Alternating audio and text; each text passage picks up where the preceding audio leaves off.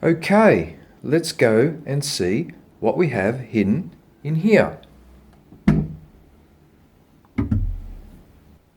And there they are, the LucasArts PC games.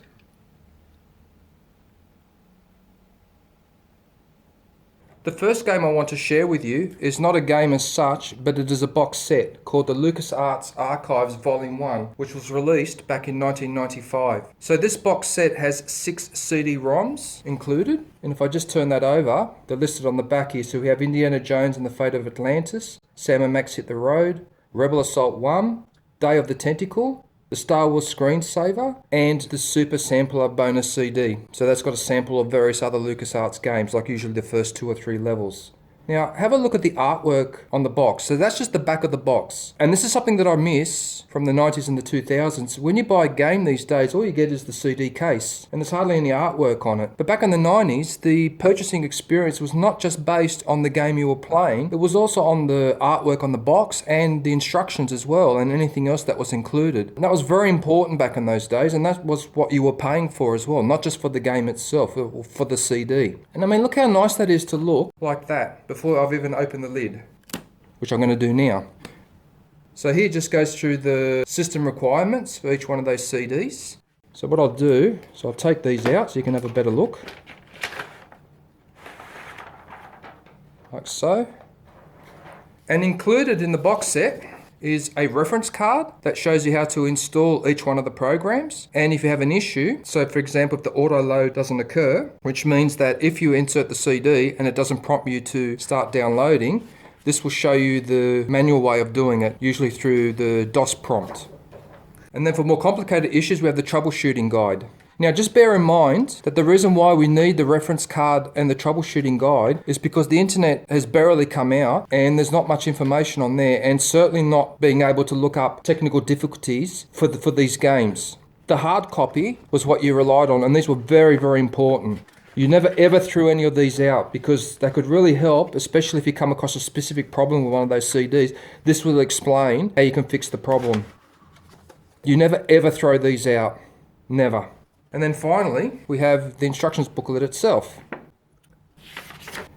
It's not as colourful and doesn't have the glossy paper of some of the other instructions booklet, but it still has a lot of detail. Here we are, Indiana Jones and the Fate of Atlantis. So this one was a point and click adventure game, and it was released around 1992. From what I remember, it actually won a couple of Adventure of the Year awards that year. It was quite a popular game. And a reminder too that LucasArts didn't just do Star Wars games, there are other games they did as well. And I suppose Indiana Jones is not that surprising since there's a link there with Harrison Ford, and also Steven Spielberg and George Lucas were friends. Anyway, so Day of the Tentacle, Manic Mansion 2. This is also a graphic adventure game, and this was released in 1993. And you basically are fighting a sentient purple tentacle that's trying to take over the world. And you play the game by solving puzzles and doing time travel. A lot of the background story will explain it in here. So now we've got Sam and Max Hit the Road. So that's a graphic 2D adventure game. It was released in 1993 for MS-DOS, meaning for PC. And you basically control Sam, the main character, from a third-person perspective, and use him to explore pre-rendered cartoon environments and solve a series of puzzles with a simple point and click interface. So this is pretty much gaming at its basic, but it was still a lot of fun. Right, now we come to the Star Wars Screen Entertainment. So this was released in 1994, and what it basically is, it generates a screensaver for your PC. So basically we're not using your computer, an animation will come up, and those animations can vary from the starfield going into hyperspace to a list of blueprints of the various Rebel and Imperial craft, and even the written script of the original Star Wars trilogy, which appears in the classic scrolling text format. I remember that one, that was with the robots talking, and I do believe there was another one, I remember with Darth Vader. Yeah, so in fact here they are here. There's one with the cantina, so inside the cantina Mos Eisley, there's the Death Star trench run, there's the hyperspace one. Oh, yeah, so there's a Darth Vader one talking to the officer. Even space battles from a distance. Yeah, that was really cool, some of those screensavers. I really, really liked them. Yeah, they were a lot of fun. Then we get to Rebel Assault, the special edition. And this game, released in 1993, was the first game that was not available on floppy disks. It was only available on CD-ROM. So prior, a lot of games were released with floppy disks. Then you had the option of either floppy disk or CD-ROM. This was the first game by LucasArts that only had the CD-ROM. And it was a rail shooter, which means that your player or ship is in a fixed position. So basically you can only aim. It has a combination of land and space battles, and you play as Rookie 1. Interesting fact, in the last level trench run, Rookie 1, not Luke Skywalker, takes out the Death Star. So a slight change in the ending. And then you have the LucasArts Sampler, which has samples like the first couple of levels of Dark Forces, XWing, TIE Fighter, and non-Star Wars games such as Full Throttle and The Dig. And then there's your contact numbers at the back. So again, this is the 90s. We don't have the internet to look a lot of stuff up, and so you need these contact numbers. If you're stuck or if you have a technical issue or warranty claim, you need these numbers. They're very important. Yeah, so there you go. So that's one of the first box sets, or the first one that they ever released. I do have another one, a volume 2, and I'm going to review that towards the end of the video. I did get the second one. I didn't get the third or fourth, but I do have the second one, and that was a really good one. But as I said, I'll be reviewing that later. There you go. Lovely. What's this? No. He asked you a question. What is that? I said later. Hey, you could have broken this. This is the second game in my collection. Dark Forces was released in 1995 and it is played as a first-person shooter. So there's no lightsaber or force powers. The story is set about a year after A New Hope, and you play as Kyle Katarn, who's a mercenary working on behalf of the Rebel Alliance. Kyle discovers that the Empire has a Dark Trooper project, which involves the development of a series of new powerful battle droids and power-armoured stormtroopers. Kyle goes to investigate. Spoiler alert, he goes on to destroy the Dark Trooper project. Now what was interesting about this game is that it uses a Jedi game engine, and that engine added game features that were not common to the first person shooters. So level designs with multiple floors and the ability to look up and down. Now when you compare that to Doom, in Doom you could only move forward and backwards, you couldn't look up and down, and you couldn't jump. So we're going to have a look inside. There's the disc there, just open that up. Wow, that still feels pretty new. That was a little bit hard to open because I've hardly touched this game. I probably haven't opened this box in over 20 years. But yeah, so there's the disc there with the Gamorrean Guard. We have a look over. There's our friend Boba Fett. Sit that there. Just turn this over to see what's on the back. Okay, so we've got our friend Boba Fett again. All right. So that's the reference card. So this has the installation instructions on how to load the game, and also how to do it manually if the auto load doesn't happen when you insert the disc in. So you've got your controls there, so that's just a quick reference guide. And then there's the mapping for the joystick. Now, despite being a first-person shooter, I actually prefer to play that with the joystick. So push the joystick forward to move forward, or pull it back to move backwards, and strafe left and right, and leave my other hand free for the keyboard to press all these buttons. I just found that easier to do than with the mouse. The Logitech joystick that I used for flight sim games like TIE Fighter and XWing, I also used them for first-person shooters. Yeah, so then it goes through the terms and conditions, and then there's the contact details on the back. You had to do it the old-fashioned way, pick up the phone and ring one of these numbers. So yeah, this was really important. Right, so now we pull out the instructions booklet. So there's our friend Kyle Katarn, and there's Jan Ors. So it goes through the background story. There's our friend Mon Mothma from Return of the Jedi, and now we have more detail regarding the controls. And then there's the controls for the joystick. So now we're going to the details for the personal data assistant. So that basically shows how your shields are, how much ammo you have in your gun. Now, you have a look at the detail on this. I mean, the pictures, the effort that they go through to do this instructions booklet, this is what I miss with new games. New games do not have these instructions booklet. If you need to look something up, you've got to go online on a PDF file. I'm old school. I prefer to have the booklet in my hands. I can actually feel it and actually appreciate the artwork and that goes into it. So there's your droid that Luke was practicing on in A New Hope with Obi-Wan. So it goes through all the enemies and some of their attributes. And then it goes through all the weapons. And look at that, all the other items. It goes through the power-up. So it explains everything. So it's actually a proper guide. So it's not just an instructions booklet. And then you go to the credits. So the credits were actually used to be listed on the back of the instructions booklet. And there's your contact numbers there. See? That's how it should be done. That's how it should be. An instructions booklet, a reference guide, and then the disc. Beautiful. This is Dark Forces 2, the sequel to Dark Forces, and it's the second installment in the Jedi Knight series. It was released in 1997 and it's played as a first-person shooter, but you can also use a lightsaber and force powers. The story is set a year after Return of the Jedi, and you play as Kyle Katarn. You're still working for the Republic as a mercenary, but now you discover that you have a connection to the Force, and you're also made aware of the existence of the Valley of the Jedi, which is an ancient source of power. Kyle also discovers that his father was murdered by a dark Jedi called Jerick and his followers because they were torturing him over the location of the Valley of the Jedi, but the father wouldn't reveal the location. So Katarn now needs to embark on a quest, firstly to avenge his father's death, and secondly to find the Valley of the Jedi before Jerick and his dark Jedi followers. Now, the game had an interesting mechanic where about halfway through, it would decide if you were on the light or the dark side. If, as a player, you don't do any harm to the civilians and focus on collecting light powers, the player will get the light side ending. However, if you harm the civilians and emphasize collecting dark force powers, the game will end with the dark side ending. Once it's decided which path you're following, light or dark, that will also affect some of the cutscenes and some of the missions will be slightly different. The interesting thing about this game, it has one mechanic not present in any of the other games of this type. You could use your lightsaber in first person view, and I used to love doing that. So let's have a look in here. So I'll just take all that out first, just flip that over. So that's the back of the box. There's the Dark Jedi there, that's Jerick. He's actually blind, but that doesn't affect his ability to fight. There's an O on the Dark Jedi, he's actually floating because he's had his legs removed in a previous encounter. So we've got the disc here, so that's it, Jedi Knight, Dark Forces 2. So there's the first disc with Kyle Katarn on it. And there's the Dark Jedi Jerick.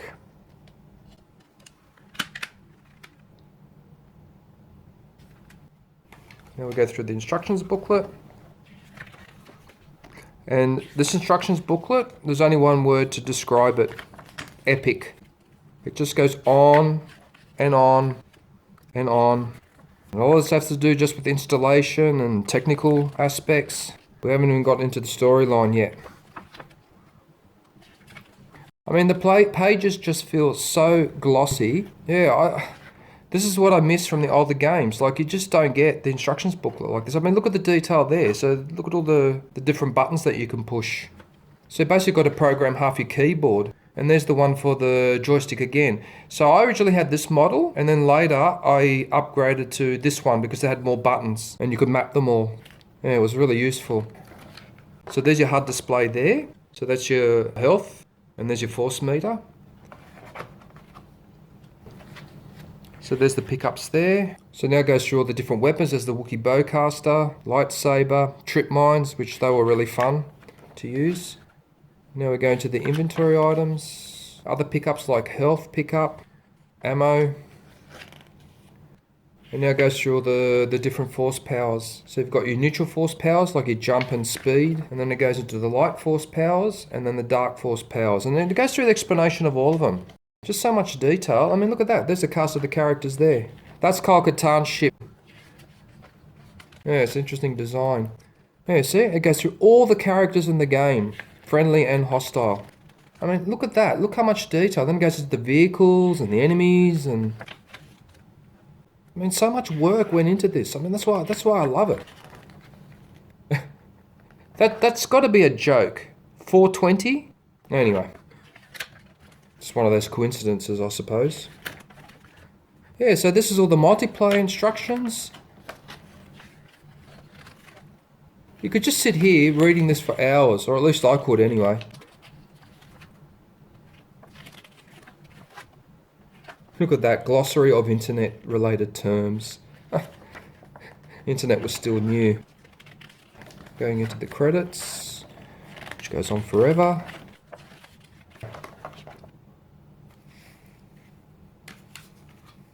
And so that's Jedi Knight, Dark Forces 2.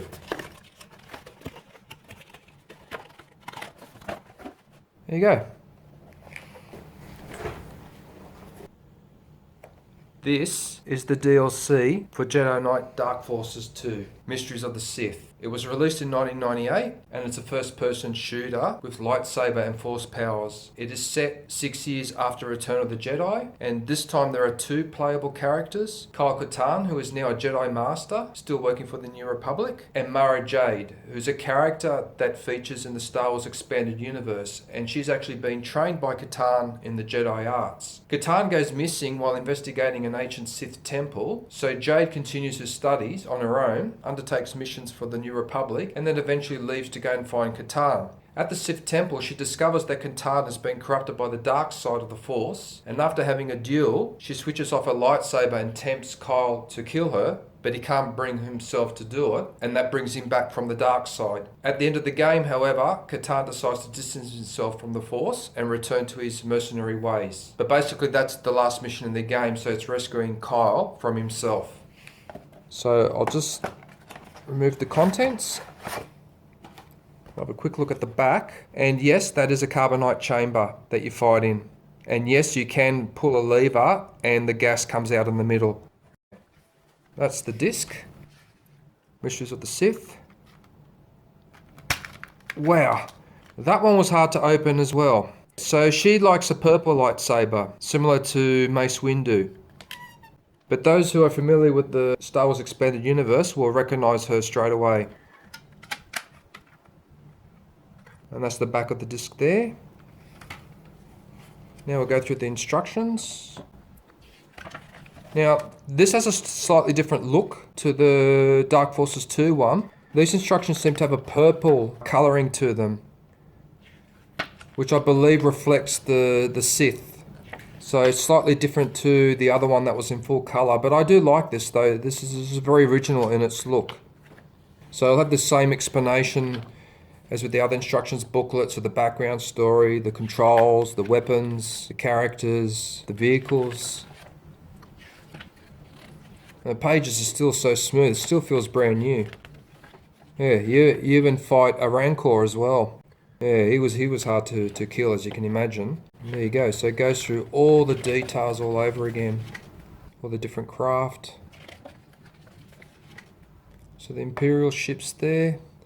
It even has the multiplayer instructions and how to connect to the server and all the technical difficulties. So even in the late 90s, the multiplayer was already starting to take off with these games. Although, as you can imagine, it was a lot harder to set up a multiplayer game than it is today. Especially with the PlayStation and all those other consoles, Xbox.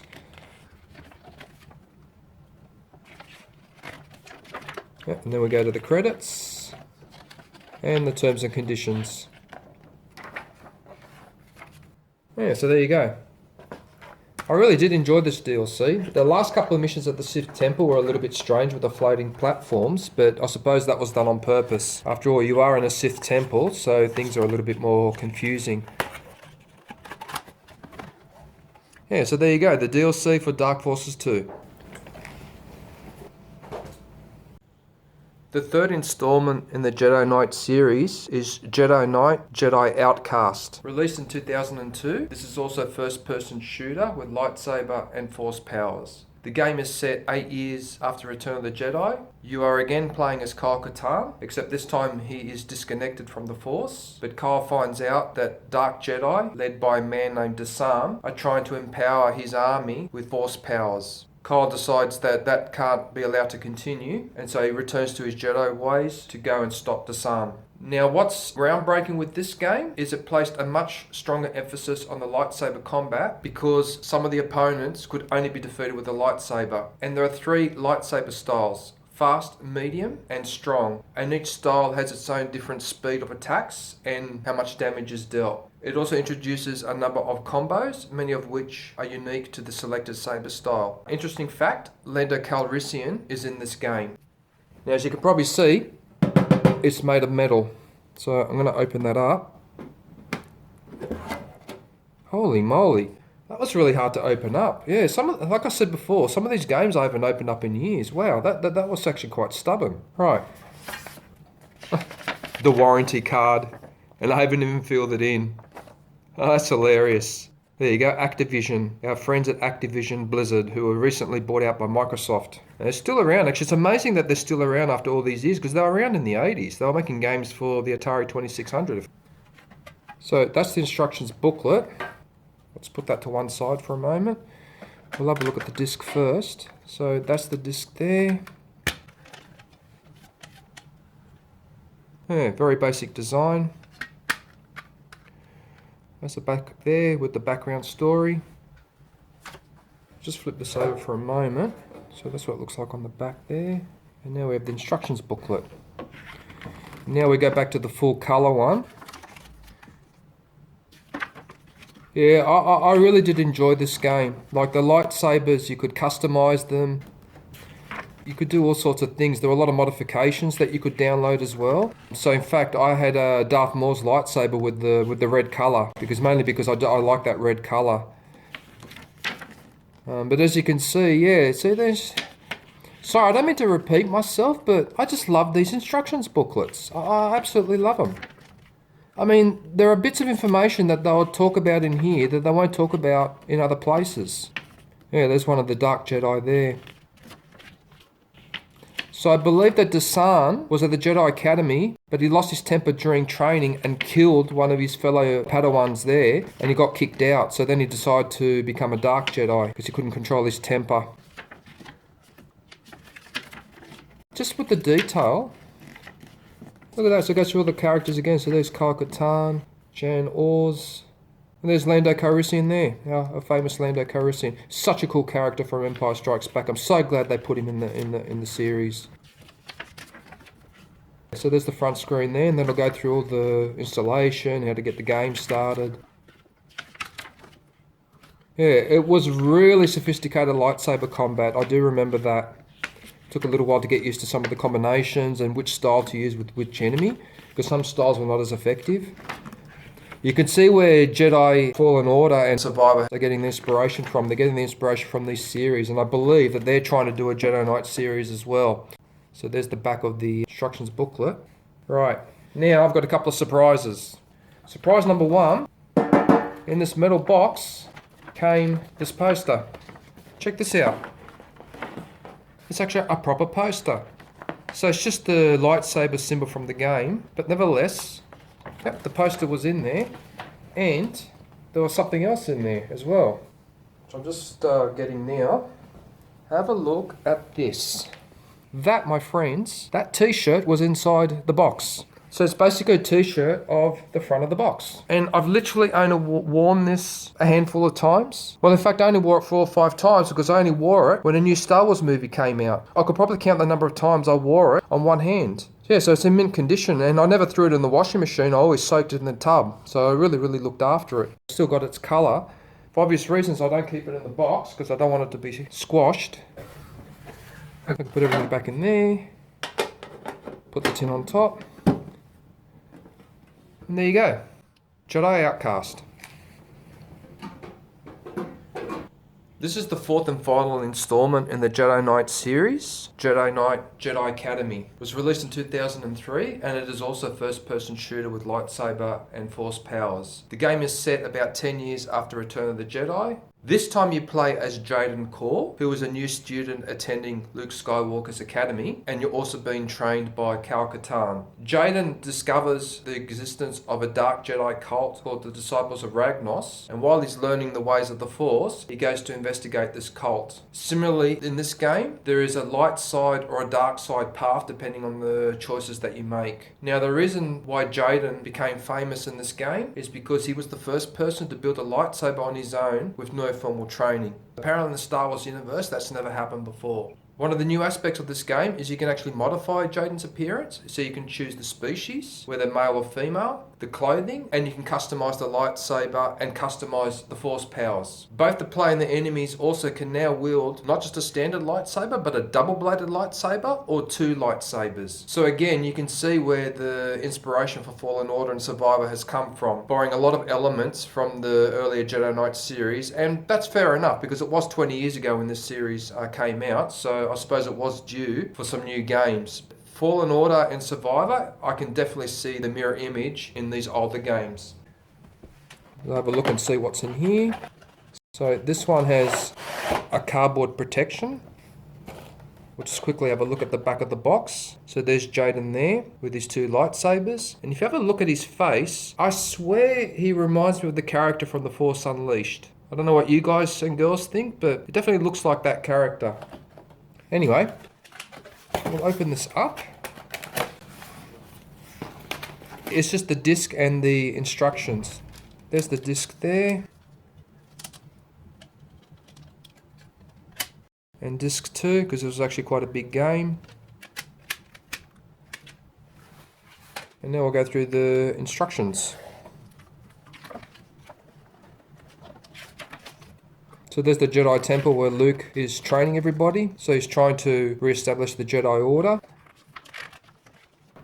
So a couple of the missions are actually in the temple outside, and then you move to other locations. Yeah, so now it goes through all the controls. There's your lightsaber customization there.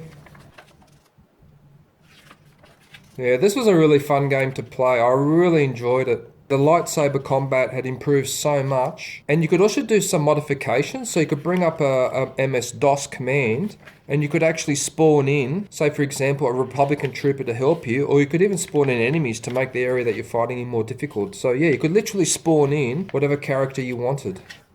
Those mods were fun because you just added a character to the game. You weren't actually trying to get invisibility or cheating or whatever. But I usually tended to use those mods after I completed the game. And then when I played the second time, that's when I started fiddling around with all of that. Because when I played the game the first time, I like to enjoy its pure experience and find everything the hard way and all the rest of it. Then go back and do all the experimenting. Such detailed instructions for a game. Like, just awesome. You go back to the credits again at the back. And there you go, disc and instructions.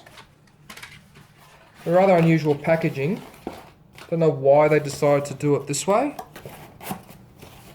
But I suppose when you put it back into the box, it makes it easier, perhaps, I don't know. I disagree because it can catch at the bottom, the bit at the bottom there, on the inside. Yeah, but anyway, that seems to have worked fine. There you go, Jedi Academy. This is the first of the space combat simulators, the famous X-Wing, which was released in 1993. This game covers the period up to and including the Battle of Yavin, or the famous Death Star trench run. The last mission is Luke Skywalker destroying the Death Star. 2 expansion packs were included with the collector's CD-ROM, which extend the storyline up to the establishment of the Rebel base on Hoth, so up to the beginning of The Empire Strikes Back. You could fly as an A-Wing, an X-Wing and a Y-Wing, and with the expansion, they added in the B-Wing. Now, when LucasArts released TIE Fighter in 1994, that same year, they decided that the improvements that they made in TIE Fighter, they would retrospectively add it back to X-Wing. And so they made various improvements to the flying, the graphics, the interface, and this is the edition that I have. So that's collector's CD-ROM. So the extra missions and the B-Wing and all the improvements. So if I just take that off, we'll have a look at the CD first. The usual lovely artwork. Again, that was hard to open. So we seem to have the same purple theme as in the Mysteries of the Sith game. And there are some of the reviews on the back because the original game was released a year earlier. And look at that, best game, best simulation, Editor's Choice Award. And it deserved it too. It was a really good flight sim game for its time. A lot of people were talking about this. So now we've got the reference card. So with the installation instructions. And now we go to all the different commands and the keys. And as you can see, there are so many of them that your keyboard is virtually turned into a control panel. I actually end up having to write these down on an A3 sheet of paper, stick it up on the wall in front of me as a reference because I found that this was too small. And this doesn't even cover all the commands either. This only covers the basic ones. There's actually more. It took a lot of weeks to get used to it before I could even remember the basic ones. I suppose that was part of the fun as well. If I just turn this over quickly. Yeah, so even at the back of the box, look at the effort they go into the artwork. So there's some of the cutscenes, and then that's what the cockpit inside looks like. There's another cutscene there with Princess Leia. And now we go to the pilot's manual. So we've got the back storyline again.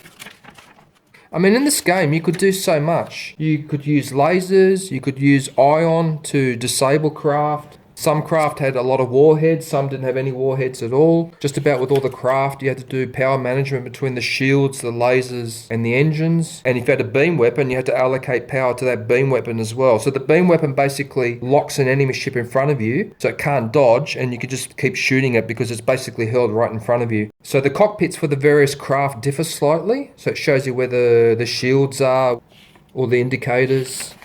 And I found the B-Wing the strangest craft to fly. And it's got only 3 cannons, so when you link the cannons together, it does a triple shot, which took me a little while to get used to. Yeah, it's a very unusual configuration and a very unusual craft. But nevertheless, very fun to fly.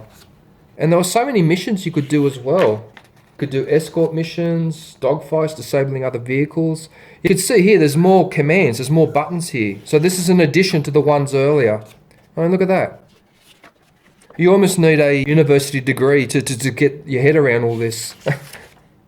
And look at that, even more additional information. Like it just goes on and on. Yeah, so there's your B-Wing there. And then a promo for Dark Forces. And there's the TIE Fighter game there, but the TIE Fighter game's already out. And then your contact numbers there. And there you go. And then everything goes nicely back in here. And there's X-Wing. Oh, best games I ever played. Absolutely loved it. Right, now for my favourite. The LucasArts Archives Volume 2. So this is the second volume, which follows on from the one that I reviewed at the start of the video. It was released in 1996, and it was part of a promotion by Lucasfilm regarding the re-release of the original Star Wars trilogy, which would include the new scenes and the updated CGI. If we have a look at the back of the box, so we've got all the games listed there. So we have Dark Forces, Rebel Assault 2, TIE Fighter, and Makey Magic, which is an interactive CD.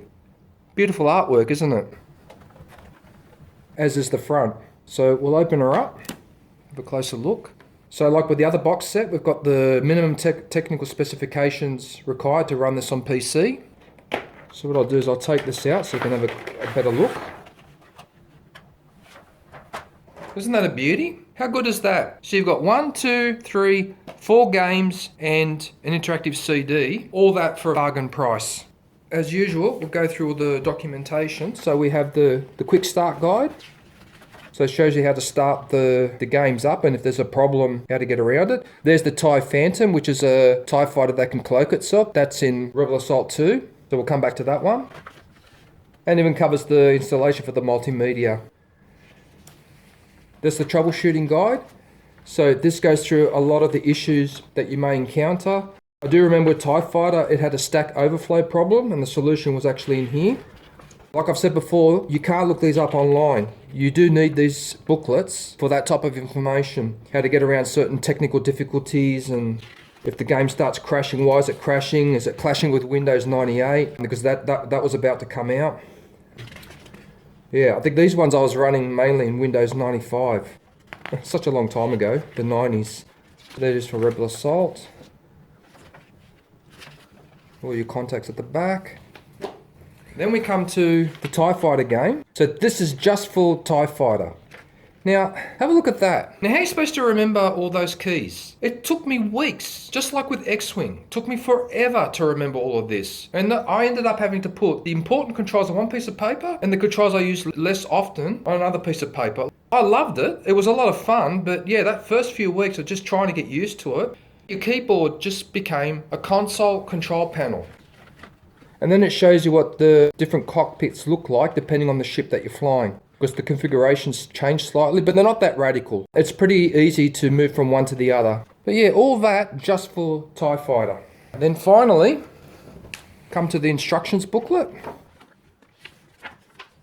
The first game we have is TIE Fighter. So that was a spaceflight simulator released in 1994 as the successor to X-Wing. And you play as an Imperial pilot and the time period is between The Empire Strikes Back and Return of the Jedi. This was my favourite of all the Star Wars games. I just could not stop playing it. In fact, it took me a year to finish this game and I believe it had over 150 missions. And there was a lot to do, but I absolutely love this game. And you don't just fight the Imperials. Sometimes you're fighting pirates. There could be a civil war running, in which case you fight against the same type of craft. And the final mission in this game concludes just before Admiral Thrawn is waiting for an update on what's been happening at the Battle of Endor. So he knows the battle is occurring, but he doesn't know what the result is. And that's the last level in the game. I think that was the last cutscene as well. Now, the interesting thing with this game is that although you're playing on the side of the Galactic Empire, the Empire is portrayed as the maintainers of peace and order. And that feeling was a lot easier to do while working under the tactical genius of Admiral Thrawn, rather than the terrifying Darth Vader.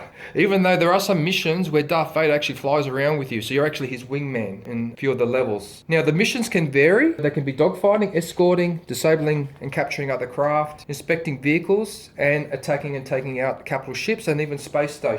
The ships vary. Some have lasers, some have ion cannons, some carry missiles and torpedoes, some have a tractor beam to hold the ship in place so you can shoot it down easier. You do have to reallocate power between the lasers, the engines, and the shields. So the power management in this game is very, very important. Yeah, it's... What can I say? Like, I could talk about this game throughout the whole video and not review the other ones, because there's so much to talk about in this game. But there was one ship I wanted to point out, the missile gunboat. So this was basically a ship that just fired dozens and dozens of missiles and was perfect for taking out capital ship. It was almost the equivalent of the Alliance's B-Wing. Useless in dogfighting, but great for launching missiles at large targets. But yeah, so there's a lot to cover in this game. There's even some controls in here that weren't on that main schedule, that showed you all the controls on one page. Unbelievably good game. Loved it. Okay, so we've got Dark Forces. We've already covered, so I'll just quickly skip over this. Goes to the same detail as the previous instructions booklet. Then you've got Rebel Assault, which I've also covered earlier. The instructions on this one have a little bit more detail. So it explains the cast of characters, and as usual, there's a Battle of Hoth. I mean, is there a Star Wars game without the Battle of Hoth? Or being on Tatooine, for that matter? Right, so now we get into Rebel Assault 2. So Rebel Assault 2 was released in 1995, and this is another rail shooter, meaning that the player proceeds down predetermined paths, but you do have the ability to control aiming, shooting, and dodging. So again, you are Rookie 1, and you encounter a new enemy ship known as the TIE Phantom. And this ship has the ability to cloak itself. This TIE Phantom has been taking out Rebel patrols, and the Rebels don't know what's going on because the ships just blow up and they don't see where the shooting's coming from. So Rookie 1 is sent to uncover and eventually disable the production of this TIE Phantom. Now, the claim to fame of this game is that this was the first media that incorporated live action actors and footage in the Star Wars universe since Return of the Jedi. So Rebel Assault 2 has live action actors that are filmed on a blue screen with digital backgrounds added in post-production. Now you hear the word blue screen and that will probably make you think, oh that's right, George Lucas with his prequels was using a green screen. I'm convinced that in Rebel Assault 2, George Lucas was actually testing out this blue screen, green screen method of filming. Now the Stormtrooper armor, weapons, helmets and suits worn by the actors weren't made for the game, but they're the actual props from the original trilogy, which was taken out of the archive storage of Lucasfilm. So in other words, George Lucas lent them his stuff. Again, between Return of the Jedi and the release of the trilogies in 97, this was the only time that live footage action was shot that was related to Star Wars. Yeah, so there you are there. So you have to stand there and you can shoot there, you can shoot there, you can shoot there. But you can either shoot or dodge. That's a classic rail shooter. But for the 90s, that type of game did its job nicely. Okay, so the Making Magic. So this is an interactive multimedia CD-ROM released in 1996. It was designed as a behind-the-scenes look at the production of the Star Wars trilogy special editions. So in other words, with the new scenes and CGI. It includes interviews with George Lucas, revealing why he chose to retouch and add to the original trilogy, and includes documentaries on the process behind enhancing existing scenes and adding new computer-generated imagery to the original films.